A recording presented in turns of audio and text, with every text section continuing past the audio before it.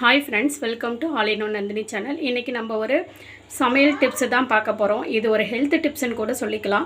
என்னன்னு பாத்தீங்க அப்படினா நம்ம ஃப்ரூட்ஸ் ஃப்ரிட்ஜ்ல வச்சு தான் யூஸ் பண்ணுவோம். முடிஞ்ச அளவுக்கு ஃப்ரிட்ஜ்ல ஃப்ரூட்ஸ் வச்சு சாப்பிறத தவிர்த்துடுங்க. அப்படி ஃப்ரிட்ஜ்ல வச்சீங்க அப்படினா அதனுடைய சத்தும் குறஞ்சிரும். அதே மாதிரி ஃப்ரிட்ஜ்ல வச்சு எடுத்து உடனே சாப்பிட முடியாது. நீங்க வெளியில half an hour 1 hour room temperature ஆனதுக்கு அப்புறம் தான் சாப்பிட முடியும். இந்த டைம் பாத்தீங்க அப்படினா மழைக்காலம் குளிர்காலம் இந்த மாதிரி எல்லாம் மாறி மாறி வர போறதுனால நம்ம ஹெல்த்தை நம்ம தான் பார்த்துக்கணும்.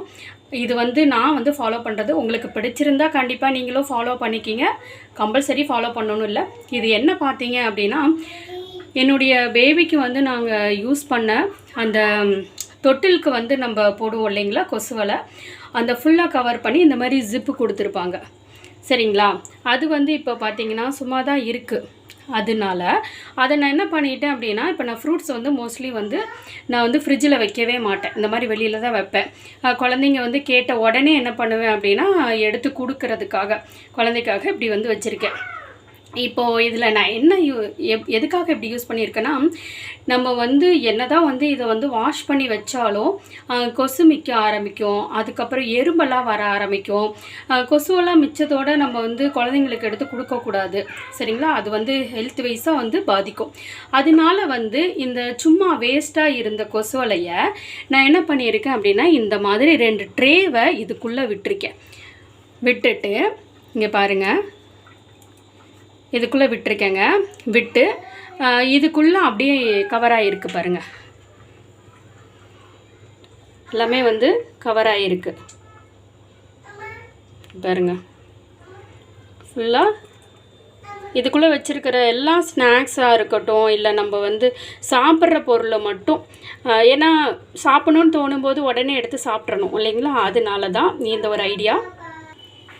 இது எப்படி எடுக்கிறது அப்படின்னு சொல்லி பார்த்தீங்கன்னா இந்த மாதிரி இதில் ஜிப்பு கொடுத்துருக்காங்க சரிங்களா. இந்த ஜிப்பை இப்படி ஓப்பன் பண்ணிட்டா நம்ம வேணுங்கிறத எடுத்துக்கலாம் சரிங்களா. வேணுங்கிறத எடுத்துக்கலாம். எடுத்துட்டு இதை அப்படியே என்ன பண்ணிக்கலாம் அப்படின்னா நம்ம இங்கே பாருங்கள் ஜிப் கொடுத்துருக்கிறதுனால இந்த ஜிப்பை க்ளோஸ் பண்ணிக்கலாம். ஜிப்பு வச்சு க்ளோஸ் பண்ணிக்கலாம். இப்போது கொசு உள்ளேயும் போகாதுங்க. ஓகே என்கிட்ட இந்த மாதிரி இல்லைங்க, நான் என்ன பண்ணுறது, இது ஒரு 300 200 விற்கும், நம்ம வாங்கணுமா அப்படின்னா விருப்பப்பட்டால் வாங்குங்க. அப்படியே இல்லை அப்படின்னா நார்மலாக கொசு வலை இதெல்லாம் ரொம்ப சீப் அண்ட் ரேட்டில் கூட கிடைக்கும். அந்த மாதிரி வாங்கி இந்த மாதிரி ஃபுல்லாக கவர் பண்ணி இதை இப்படி உள்ளே சுற்றி விட்டுக்கோங்க.